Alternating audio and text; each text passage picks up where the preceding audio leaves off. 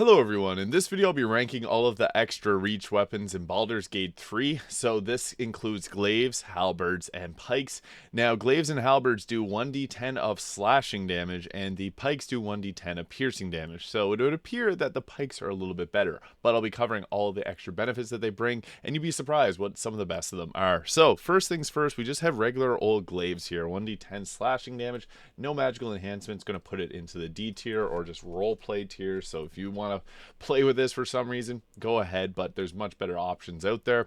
And there's also the Rusty Glaive. Now you can get rusty versions of all the weapons at the start in Rivington of Act 3, but they're really just roleplay tier. And then next, we got the Pact Bound Glaive. This does magical damage, so it can overcome resistances, and it's unique to the Warlock as their packed weapon they can summon in. I want to put it in the C tier because it is a little bit better at being able to overcome the resistances to physical damage, but yeah, not that great in comparison to some of the rest, which we now have the Glaive +1, so kind of similar vein. It's just a Glaive +1. It's better than the Pack-Bound Glaive because it's that +1 enhancement, but it's not much better. It doesn't have any extra benefit, but now we're getting into the good ones, and this is one of my favorites. So this is the Drake Throat Glaive, and you can see it on Shadowheart here. So this is...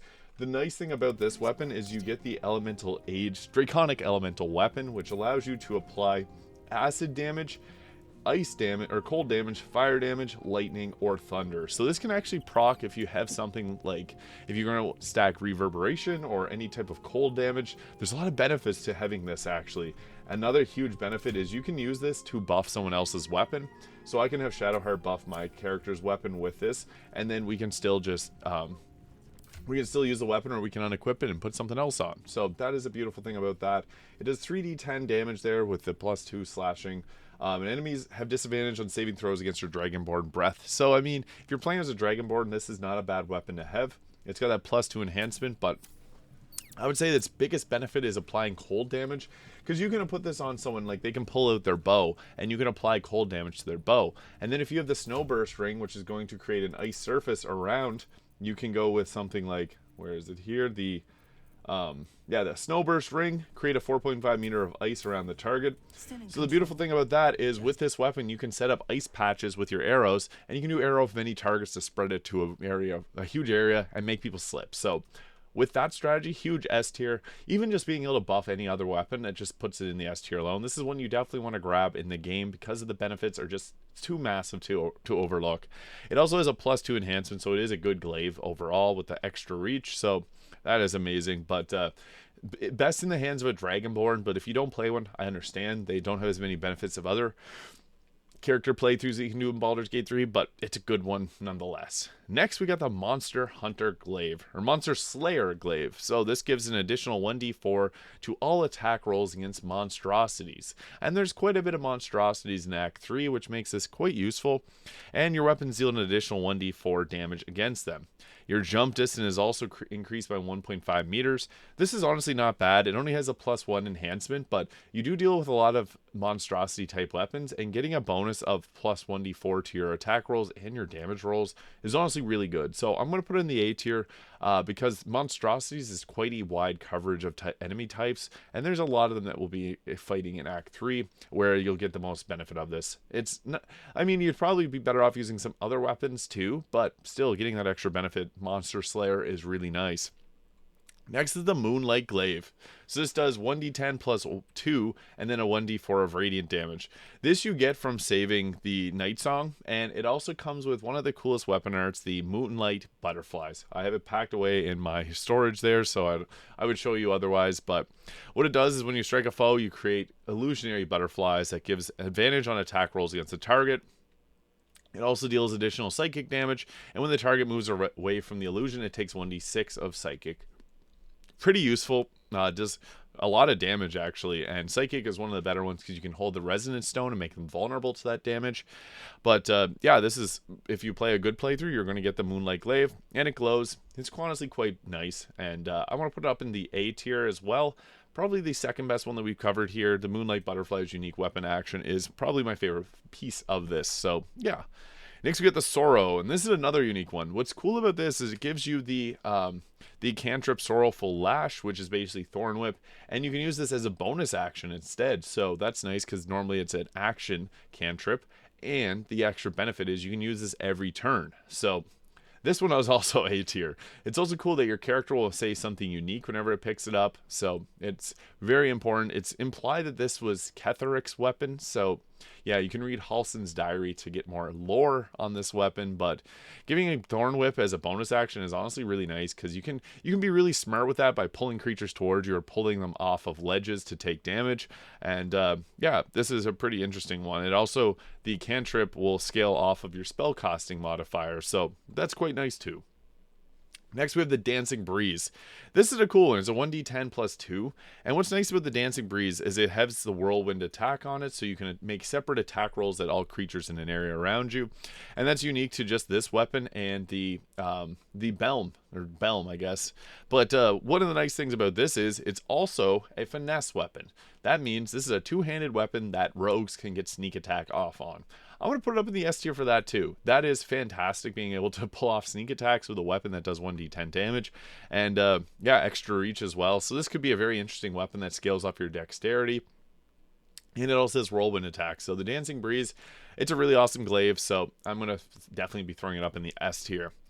Now we're getting into the Halberds. Now, it's kind of similar to Glaives, but two obviously standout Glaives there. Well, obviously the Drake Throat Glaive and the Dancing Moonlight.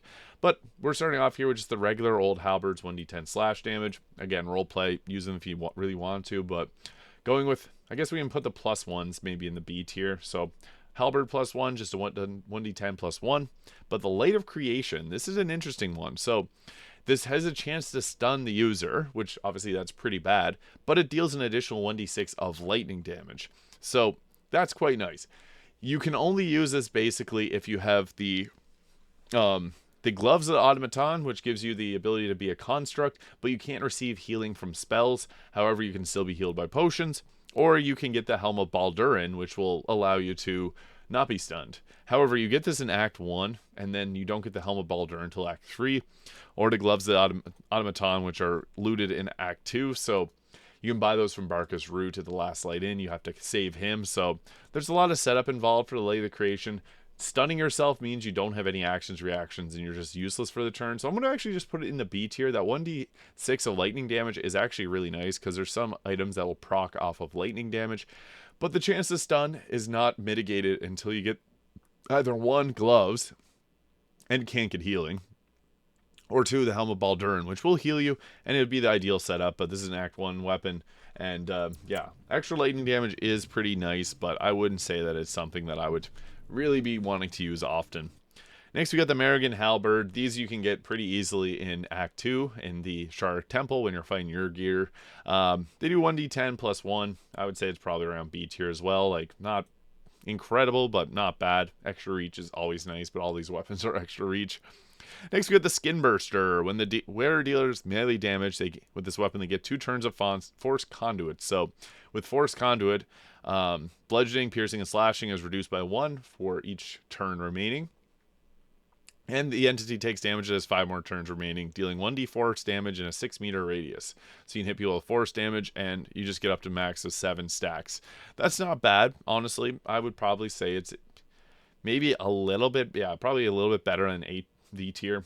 Not incredible, but I mean, Force Conduit's pretty good. I guess B tier is kind of convoluted with the plus 1s. That makes it kind of a tricky recommendation. I don't want to leave the B tier empty because it should be like bell curve. So maybe top of the B tier, we'll throw it there. It's better than the rest of the plus 1s, but I don't think it's enough to be A tier. Minus damage is actually pretty nice, but it's only physical damage. That's really up where you rank it, I guess. The Skin Burster is only just a plus 1 and it can be gotten at Act 1. So I guess in Act 1, that's actually not bad. Maybe A tier just because it's gotten so early in the game. But next we get the Harmonium Halberd. And this is actually, fun fact, this weapon was in Baldur's Gate 2. So another weapon similar to the Belm and the Flail of the Ages that has came from Baldur's Gate 2.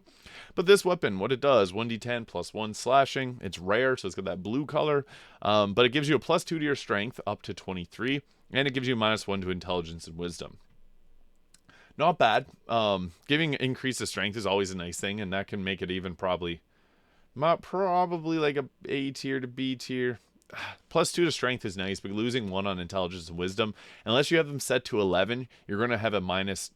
You're going to get a minus to your wisdom and your intelligence rolls, which is not ideal. So, I would say maybe depends on your stats. I'll put it in the A tier.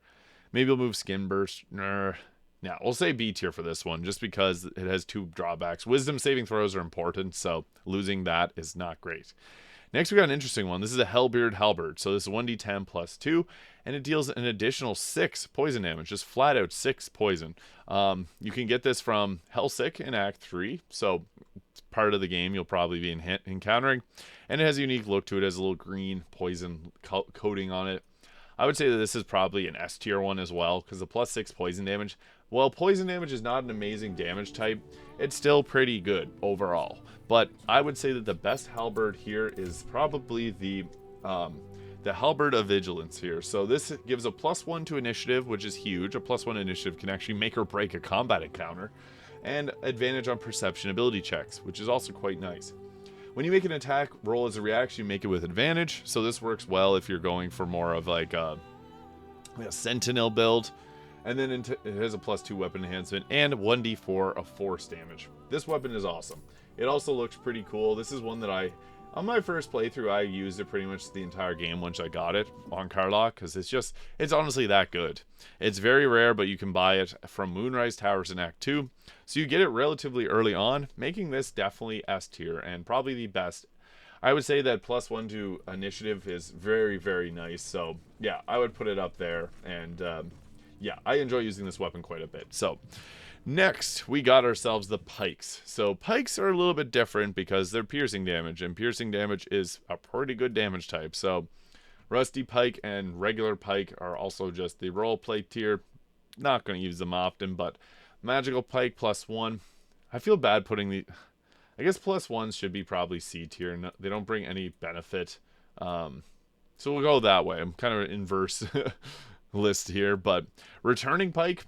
This one's actually quite good. It's one of the first returning weapons that you get.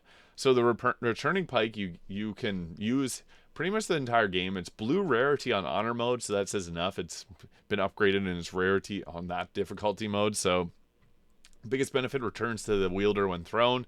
So you can put this on your barbarian and really do a lot of damage. I want to say that's probably A tier. It's definitely a good one. Yeah, I might even say upwards of S tier potentially, because this is a piercing damage throwing weapon that you can put on your barbarian.